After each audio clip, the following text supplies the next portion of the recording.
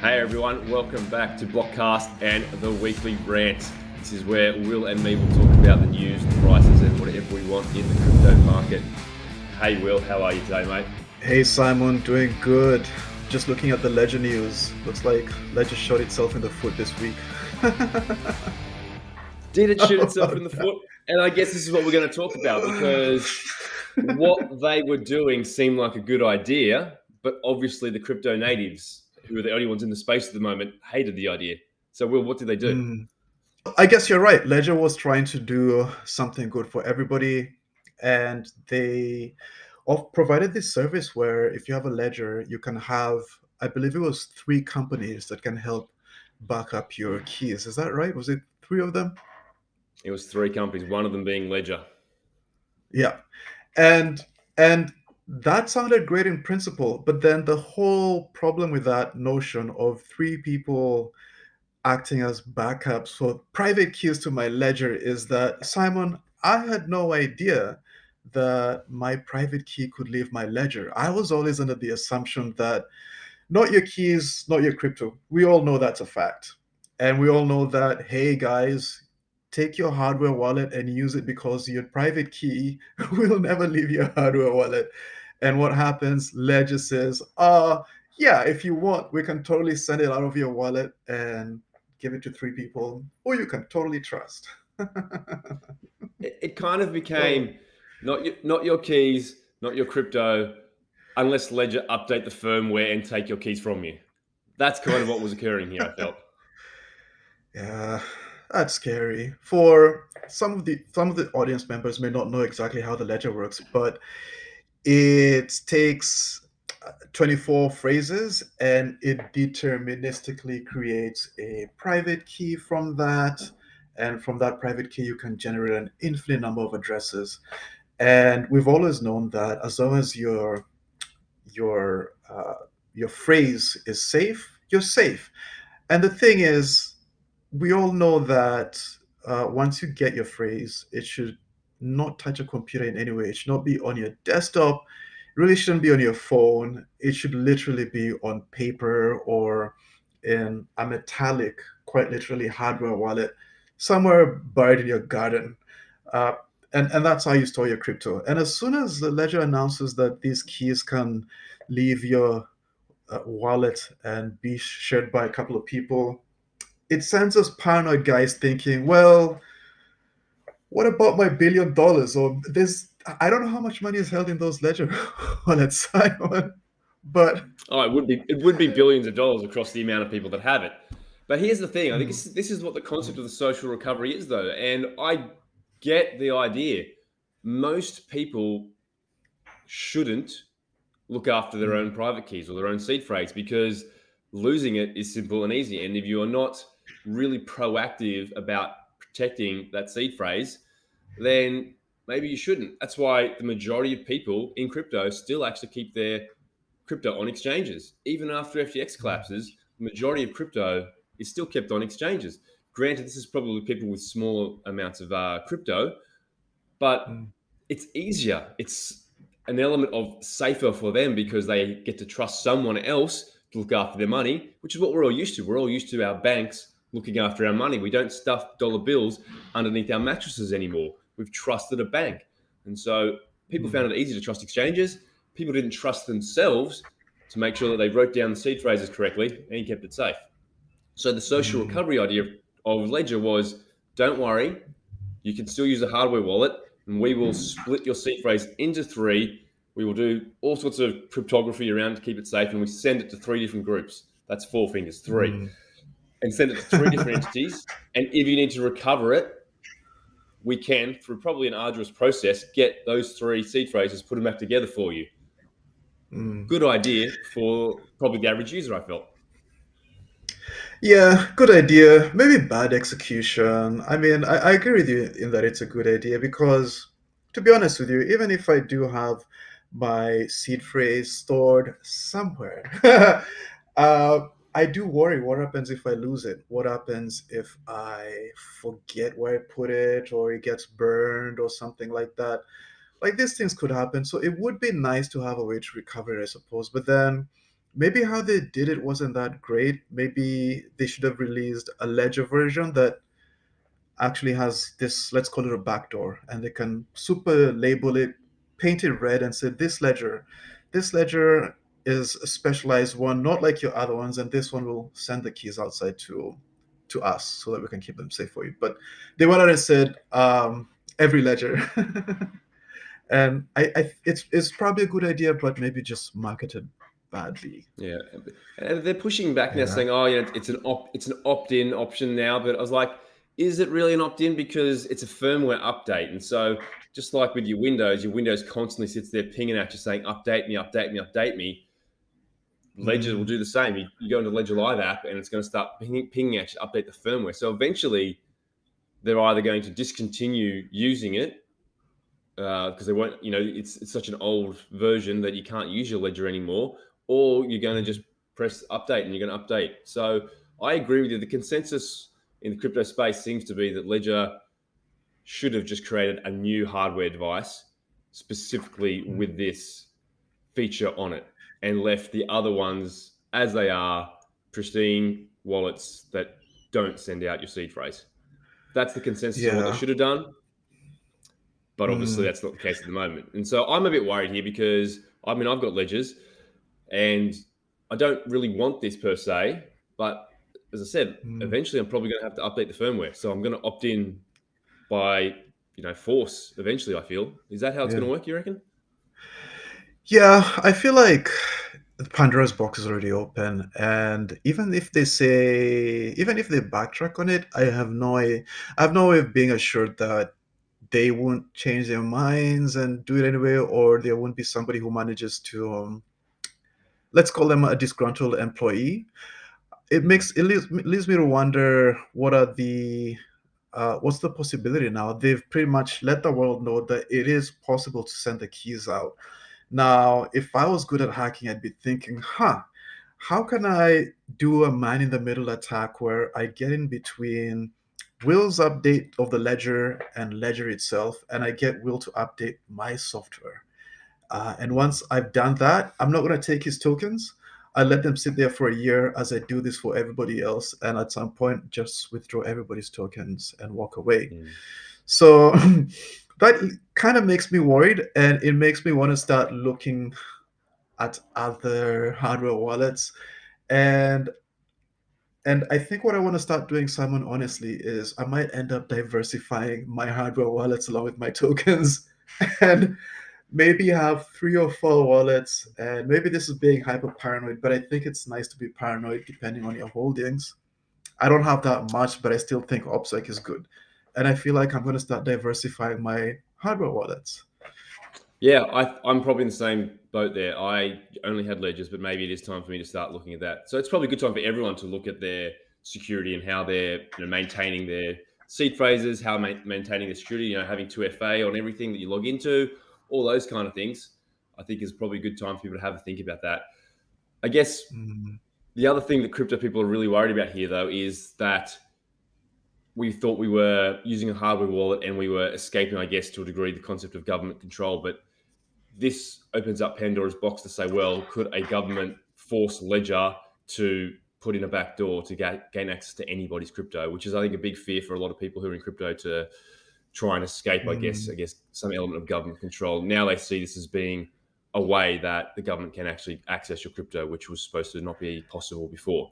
So it's got a lot of people worried. yeah. I think Twitter is Mm, really firing up here. There's a lot of misinformation. So I'm going to just sit back for a little bit and wait till we can get some more statements out of Ledger for this. I know I've seen some tweets from them, but I don't think I've learned enough mm, about this yet. I really need to understand what's going on.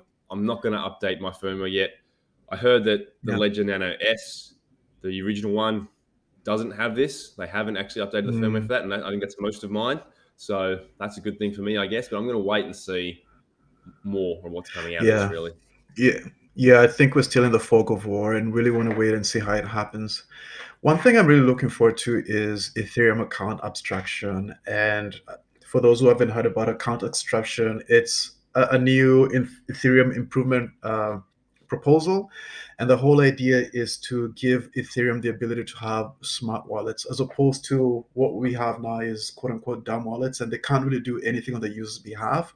But then a smart wallet essentially is a smart contract that can also hold your tokens, meaning that you can code anything into this smart contract. You can say, well, if, for example, let's say you lose your keys, you can tell the smart contract, if it doesn't sense any interaction from the user, let's say for a year, assume that the tokens have been, that the seed phrase has been lost. Well, okay, send it to a Binance account where you can never lose your keys, or send it to this other account, or all of these other cool ways to keep your seed phrase without needing to trust anybody, including Ledger.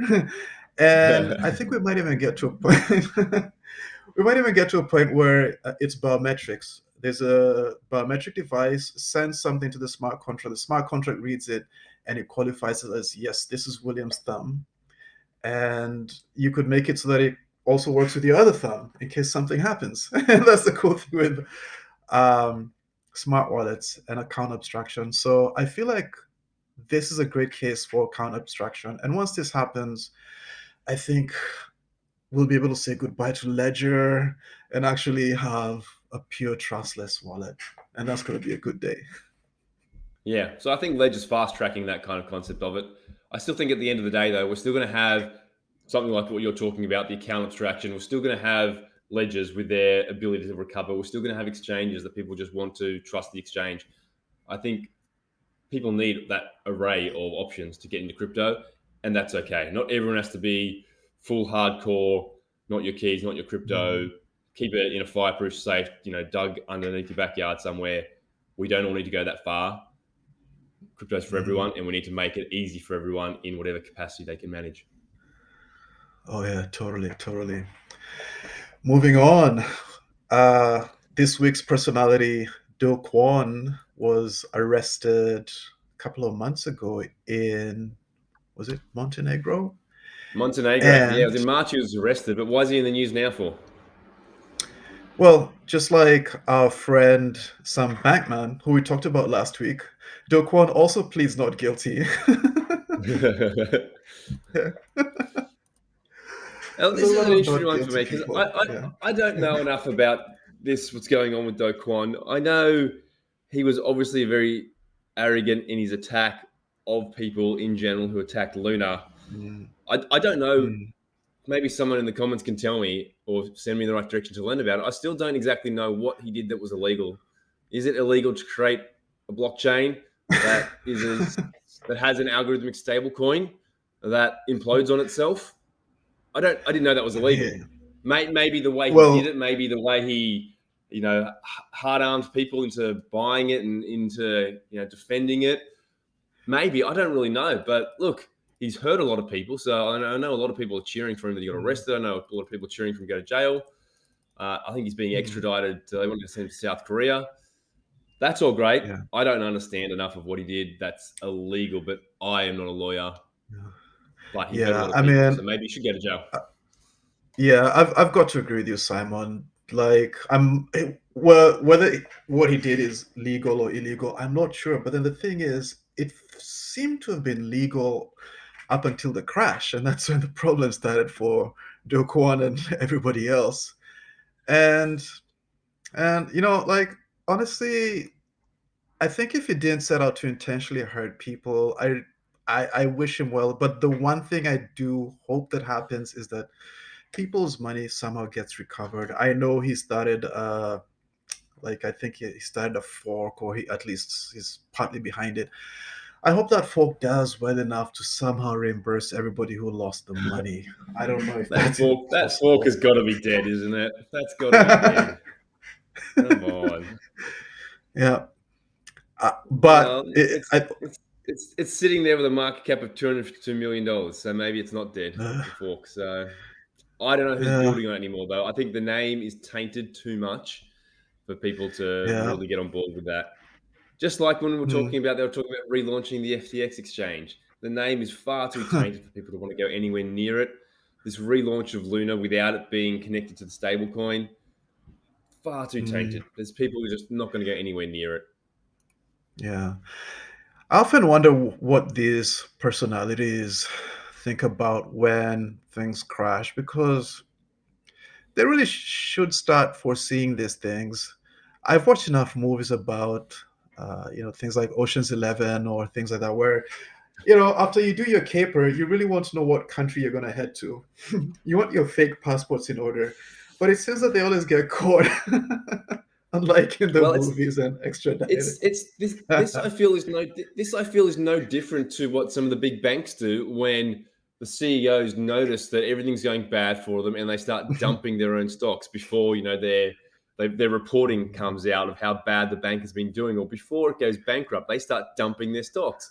It's kind of insider trading, Mm. and so maybe Do Kwon was probably doing that. I'm sure he was dumping his Luna coins once he realized Oh what was yeah. going on because he knew the mechanism. He's gone, it's over, people. It is over. And he probably was dumping it all Yeah, because he knew he had to get out. So is it insider trading? Maybe that's yeah, what he was doing. So I don't know. yeah, Let's yeah. move on. I didn't. So, Yeah, I didn't read his tweets, but I hope he wasn't tweeting. We're all gonna make it while selling his tokens. He would deserve to go to yeah. jail. Yeah, but moving On on. to our Yeah. next topic, mate, which is a really frustrating, annoying one, is that Binance Australia can no longer have AUD deposits and withdrawals. So they have come Mm, out saying that their third party payment provider, in brackets like that, is no longer going to support them. So what that means is whoever they were using to bank with, whichever traditional banking system they were using in Australia, has said, we can no longer help you. We can no longer be associated with you. And so I'd like Binance to personally come out and name and shame them to a degree, let the crypto mm, public know who it is, because this is obviously not a Binance decision. Binance obviously mm, want people to be able to put money in. They want people to be able to pull money out. That's how their whole business model works. So this is a mm. bank making this decision and revoking the ability for Binance to do this, which is not good for the industry if banks are doing this. Yeah, it's kind of scary because unfortunately for now, crypto still needs its on ramps and its off ramps. And if Binance is withdrawing, well, it kind of leaves me wondering what's going to happen to the other ones. What's going to happen to BTC markets? And is this going to be a way for banks to start, quote unquote, fighting against crypto? Are they going to start going for the choke point of the on and off ramps? That's a little bit scary. And it comes down to like, why is this allowed? Why is Binance all of a sudden? Why does a bank say you are no longer deemed worthy to have a bank account? And this is the whole Mm, concept of crypto in general: to be bankless, to not have to be beholden to someone else, that you yeah, trust. We all trust our money in a bank account. One of the big four in Australia, particularly, and Binance was probably using one of those big fours, maybe one of the lower tier ones, which are probably owned by the big fours, because they yeah, needed that bank account in order to hold Australian dollars and transfer in and out Australian dollars. But for some reason, yeah. that bank, that third party payment provider, is now no longer able to help Binance. So why were they compelled Mm. to do that? Don't know. Don't I know. think yeah, yeah. I wonder if it was legals or if it's just maybe just businesses jostling each other. Um, I think this underscores the need for services like TB Dex. We haven't had a chance to talk about that one. And it's started by the former CEO of Twitter. I forget his name. I forget his name. But he also started Web 5 as well, the whole concept Jack of Dorsey. decentralized. Jack Dorsey, yes. So TBDEX is Jack Dorsey's project, and it's one of the first projects that are going to start on top of his Web 5 project, assuming that the Web 5 thing catches on and it works, because it's not exactly crypto and it's not exactly Web 2, it's somewhere in between.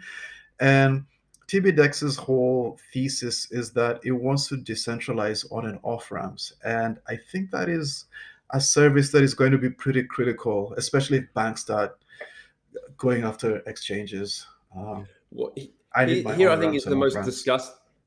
Here I think is the most disgusting thing about what they're doing here is that the banks are saying you cannot deposit and withdraw Australian dollars, but if you want to go use a credit card, you can go and buy your crypto through Binance still, because the banks go, we make so much money on the interest rates for credit cards, you can go and do that.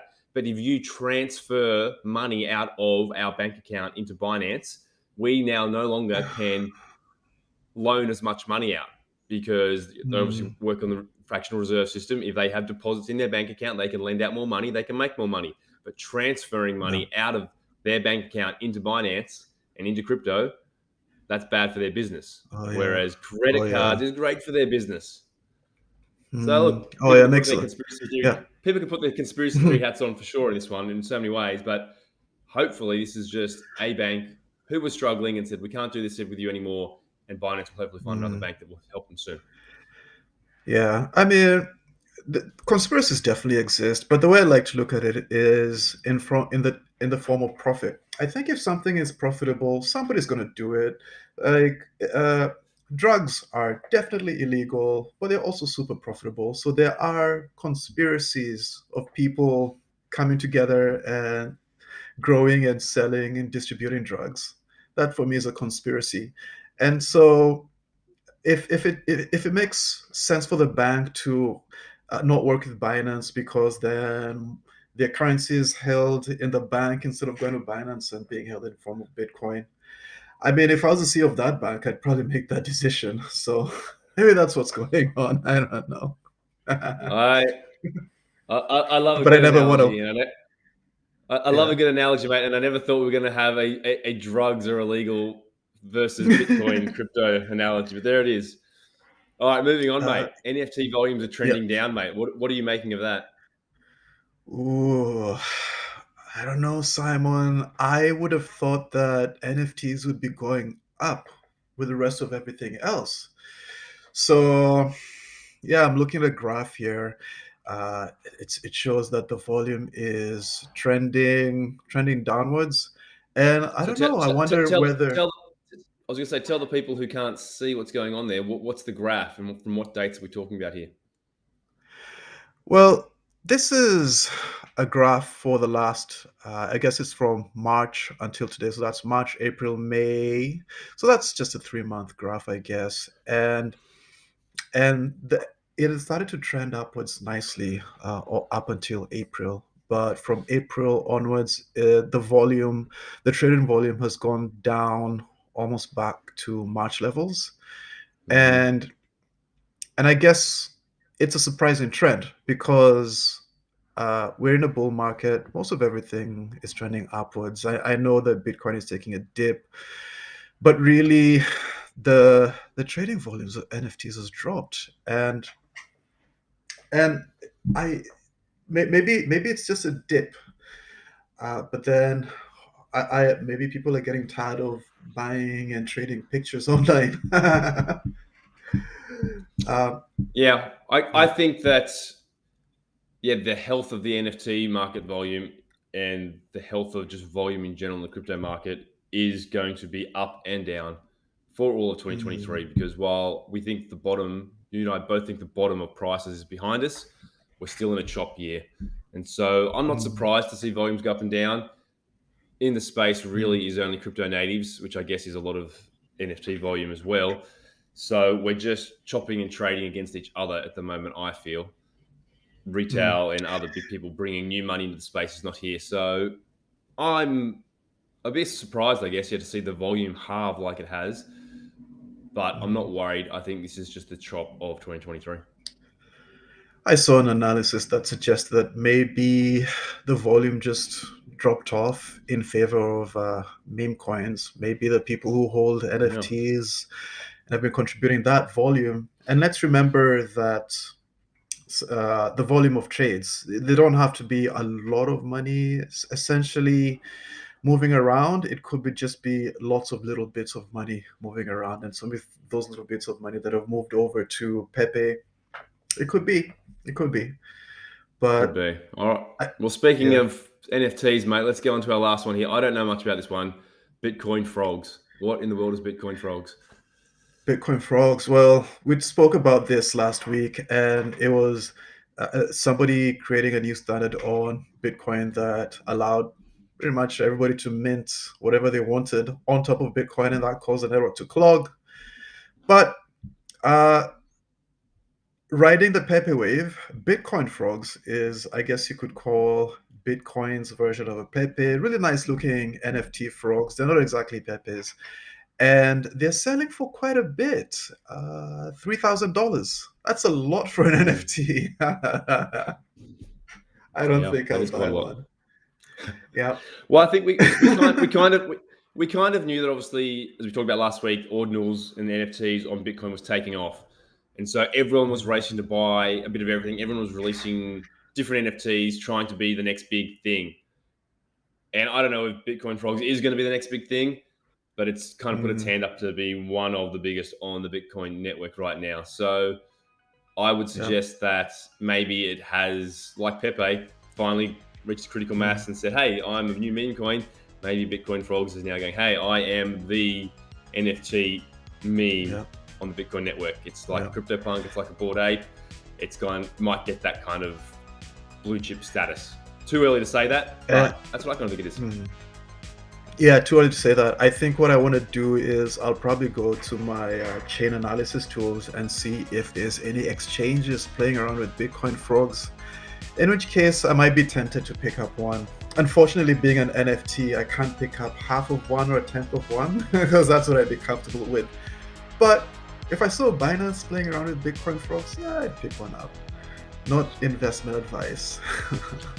Not for me, mate. I still don't fully grasp why the NFTs do so well, and if it's something I don't fully grasp and understand, then I choose not to partake in it. That's just my thoughts. Mm, mm. Yeah. Ah, yes, it's an NFT. I forgot it was an NFT. I was thinking, my mind is still on Pepe. But Definitely not. too many Definitely, dollar signs Bitcoin in the Frogs air. is an Yeah, NFT. yeah. Definitely an NFT. All right, mate. That Yeah. brings us to another week of the rant, mate. Thanks for your time. Thank you, Simon. And